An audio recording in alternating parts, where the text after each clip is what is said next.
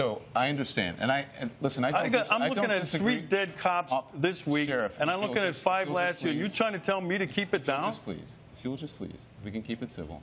So, because the message to people at home, I'm sure you want, is one of civility. I wish, Don, I wish you had that message of civility to have a conversation toward this with you. Hateful ideology, these purveyors of hate. You don't know what my message is. That's what I want to say do. to you is, these people preach vile and virtue we'll be right in the back. name We're of going to go to break, hate. and we'll be right back.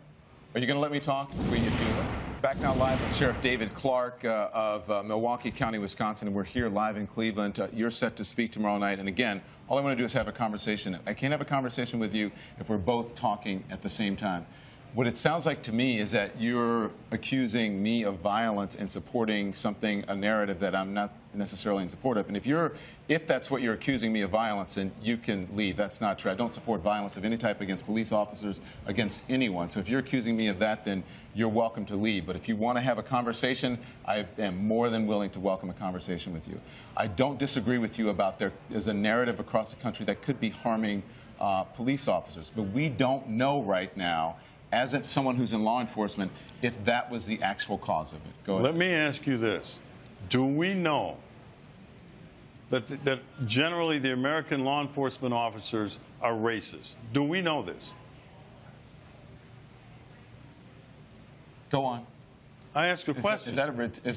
Do I know American general law enforcement are racist? I don't think anyone is accusing. If you're insinuating that people are accusing or saying that law enforcement across this country as a whole are racist, then your assumption is wrong. First of all, this whole anti-police rhetoric is based on a lie.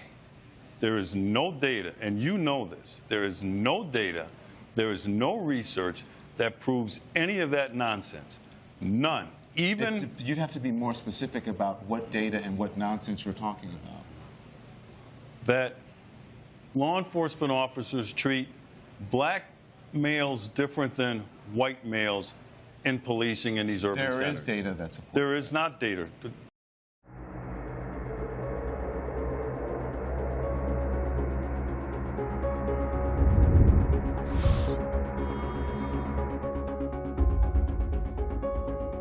The statistics are staggering. The United States has the highest rate of incarceration of young adults in the world. In Pennsylvania alone, we spend $4.9 million each day on our prison system, which is already operating at 115% capacity. The average cost to incarcerate just one youth is approximately $140,000 per year. That equates to $187 million annually, just to address Pennsylvania's youth offenders. If we can prevent just one high school dropout, we save $388,000. One child from abusing drugs or alcohol, $970,000. One youth from entering the prison system, up to $3.5 million. Prevention is the solution. The Character Be About It Troopers Teaching Students program was started 4 years ago here in the city of Erie. I've served 20 years with the Pennsylvania State Police, and during my time as a trooper, I've seen the worst of the worst, the good with the good, but nowadays things are really taking a turn for the worst, and it's not improving. Character Be About It Troopers Teaching Students is a program that I feel, and that several educators feel, that can make a change in regard to students grades 3 through 8.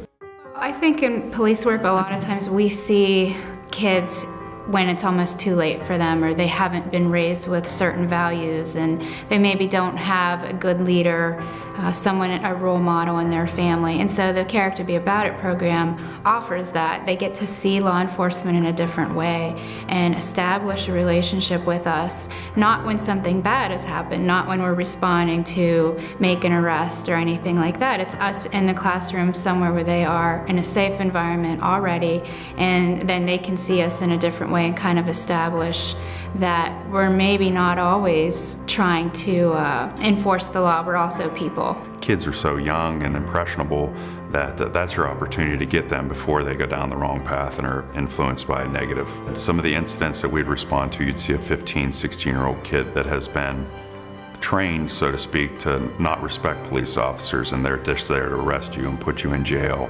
and they're no good, basically.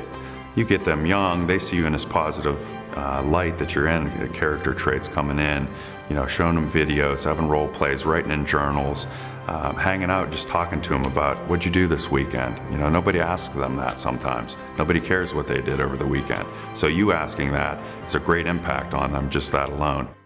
And when I first went into the school, I didn't know how I was going to be received.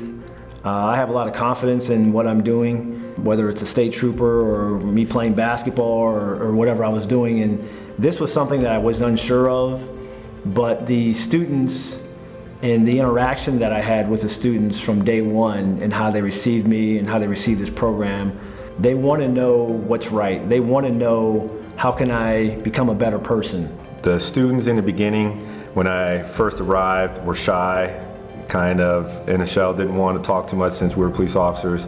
But I would say the second month, end of the first month, they opened up. Then they started relaying stories from home, different stories from school, and a lot of the character traits that we talked about, they were lacking. And a lot of them didn't know the meanings of some of the character traits, basic character traits, caring, self-regulation. They didn't know the meaning of it or how to act out those character traits. You know, a lot of kids didn't have the opportunity for someone in their family to show them how to be a man or a woman, that type of thing. Kids these days aren't having any of that discipline, period.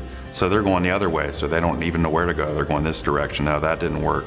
Maybe they're into drugs now, try that. They're just looking for somebody to give them direction. When a home is broken in that way, there may be just some of the values that, you know, come from a traditional family aren't there, and so the kids maybe just aren't getting those types of things in the home environment. And so being able to provide that in a classroom, I think, is a real asset. We're showing them that direction. Hey, this is how a person of character operates. This program is phenomenal. Listen to what we have to say. It's worked for us. We're not perfect either. We make mistakes and everybody does, but here's your roadmap to being a responsible adult. My research and the test scores show that at the beginning of the year, scores are in the 50s in regard to the knowledge of these character traits. At the end of the year, those scores are going up to 70 and 75% in regard to the knowledge. So the data shows that character is lacking in the homes, unfortunately, and it's not going to change unless we do something about it now.